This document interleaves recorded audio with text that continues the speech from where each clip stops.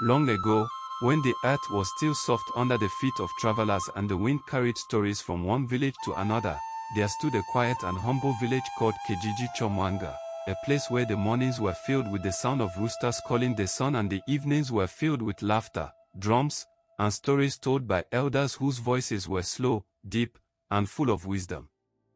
In that village, people lived close to the land, planting millet in the red soil, fetching water from the river Nuru that curved like a shining snake across the plains, and raising their children to respect the elders, the spirits, and the truth that a good heart is better than a heavy pocket of gold.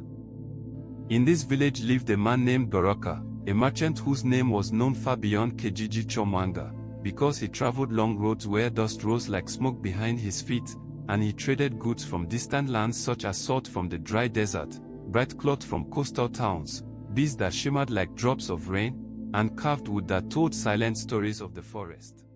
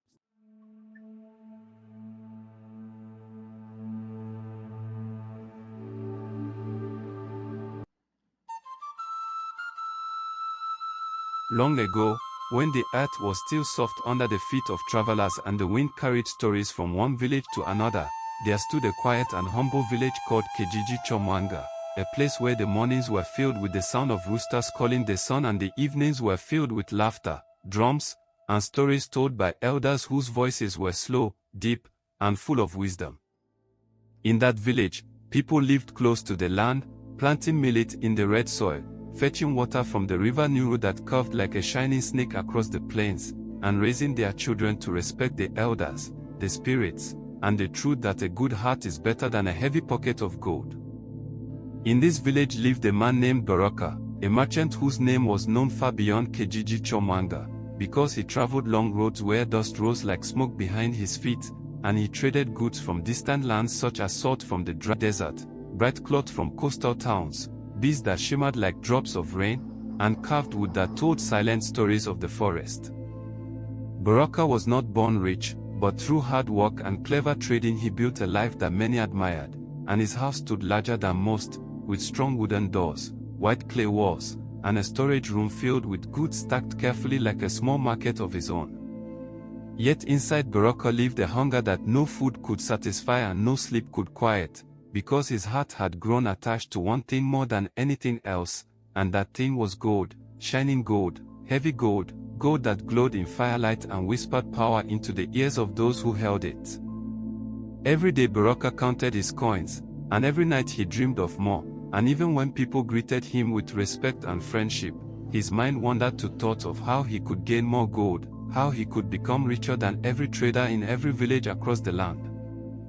The elders of Kijiji Chomwanga watched him with quiet concern, especially Mzee Juma, the oldest man in the village, whose back was bent like an old tree but whose eyes still saw deeper than the river and farther than the horizon.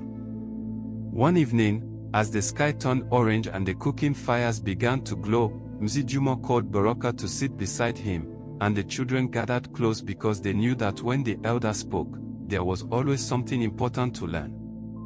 Mzee Juma spoke slowly, his voice calm like still water, and he told Baraka that a man who chases gold too much may one day find that he has lost something he cannot buy back, something that no market can sell and no trader can carry. But Baraka smiled politely and nodded as if he understood, though inside his heart he believed the elder was simply afraid of wealth. And as he stood to leave, he said gently that gold was not something to fear but something to seek, because gold could build houses,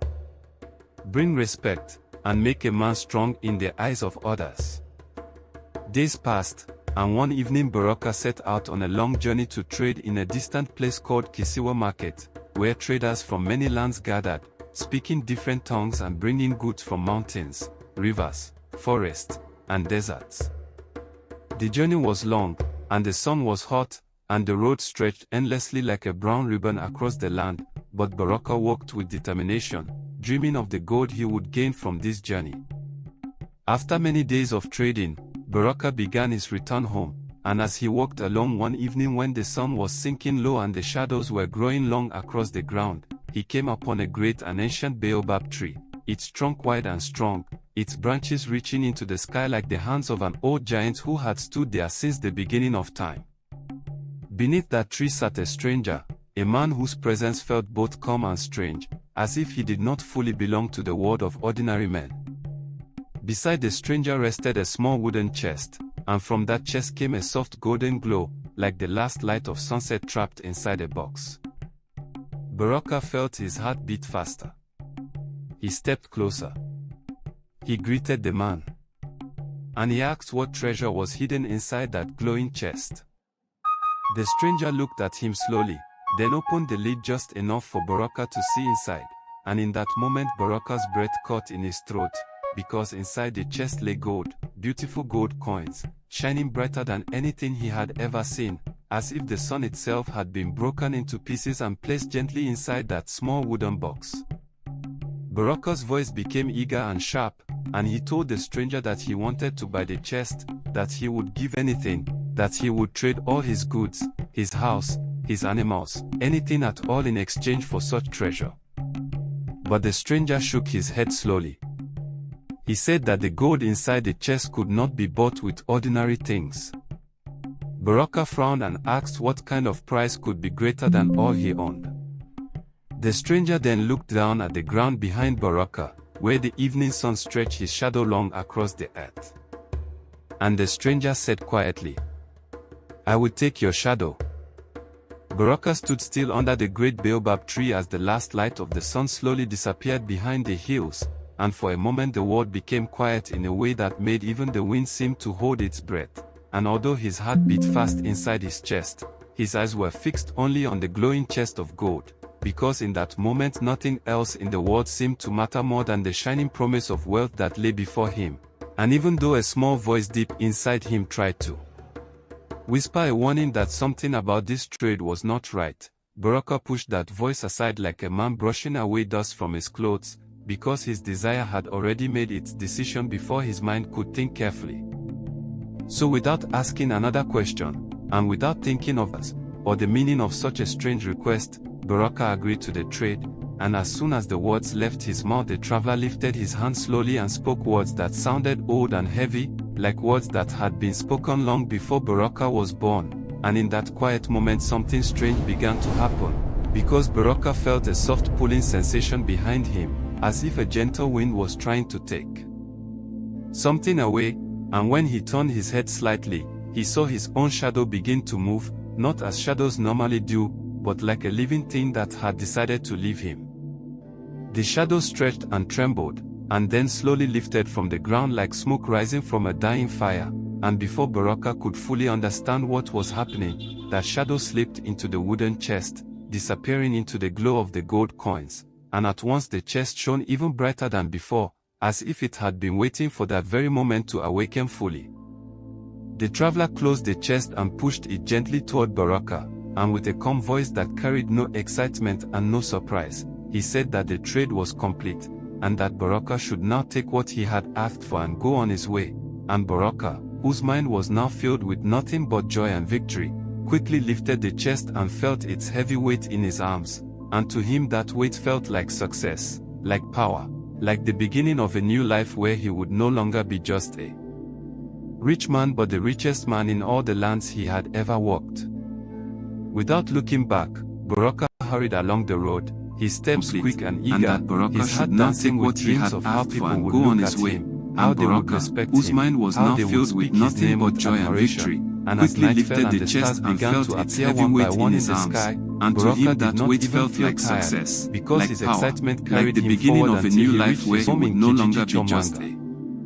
That night, but the richest man in all the lands he had ever walked, because he sat inside his house with the chest open before him, staring at the gold coins as they reflected the soft light of his lamp, and he felt them again and again, letting them run through his fingers, listening to the soft sound they made as they touched one another, and in his mind he began to count all the things he would now have, all the power he would now hold, and all the people who would now look up to him. But when the morning came, and the sun rose slowly over the village, bringing with it the sound of swords and the smell of cooking fires, Baraka stepped outside his house with a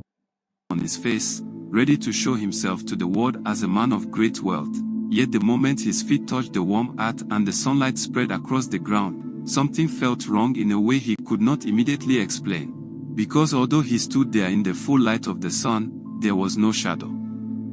behind him, and for a moment Baraka did not notice, but the children playing nearby saw it first. The children stopped their games, and their laughter faded into silence as they stared at him with wide eyes, and one of them pointed with a trembling hand and whispered to the others, and soon their whispers became louder, and their eyes filled with fear, because in all their young lives they had never seen a man standing in the sunlight without a shadow. Baraka turned slowly, expecting to see his shadow following him as it always had. But when his eyes met the ground and found nothing there, a cold feeling began to rise inside his chest, a feeling he had never known before, and for the first time since he had taken the chest of gold, doubt entered his heart. Soon the whispers of the children reached the ears of the adults, and one by one the people of the village came out to see for themselves, and as they gathered at a distance, their faces showed not anger but fear, deep and quiet fear, because in the traditions of Kijiji Chomwanga, a shadow was not just a simple shape on the ground but a sign of a person's spirit walking with them. And a man without a shadow was a man who had lost something that their children close. The men stepped back slowly, and even the animals seemed uneasy, as if they could sense something that was no longer right. And Baraka, who had once walked proudly among them, now stood alone in a circle of silence, holding all the gold he had ever wanted yet feeling smaller than he had because ever felt inside his house with the chest of Baraka hurried along the distance at the gold steps as the people reflected his light, because no one found them truly again, no one let them run through his fingers, and no one sat with him in the evenings as they once had. And although his house was filled with gold, it became a place of emptiness, where even the sound of his own breathing seemed too loud, and the laughter that once lived in his home was replaced by a silence that pressed heavily on his heart. At night, when the village gathered around the fire and the elders told their stories, Baraka remained alone, listening from a distance, remembering how he once sat among them without fear, without shame, and with a heart that felt whole, and slowly he began to understand the weight of what he had lost, because gold could not speak to him, gold could not comfort him, and gold could not stand beside him in the sunlight. And so one night, when the moon was high and the village was quiet, Baraka walked slowly to the home of Mzijuma, his steps heavy with regret, and when he reached the elder he did not stand tall as he once did, but instead knelt down, lowering his head, and in a voice that carried pain and truth, he told the elder everything that had happened, from the moment he saw the glowing chest to the moment he realized his shadow was gone. Mzijuma listened without interruption, his face calm but serious, and when Baraka finished, the elder closed his eyes for a moment as if speaking silently to the wisdom of those who had come before him, and then he opened them again and said that some lessons in life are not given gently, but come through mistakes that leave a mark on the soul, and that if Baraka truly understood the value of what he had lost, then there was still a path he could follow to make things right. His head with hope in his eyes, and the elder told him that he must return to the place where the trade was made, that he must face the traveler once again, and that this time he must speak not as a greedy man, but as a man who understands the true cost of his choices. So before the sun rose the next morning, Baraka left the village,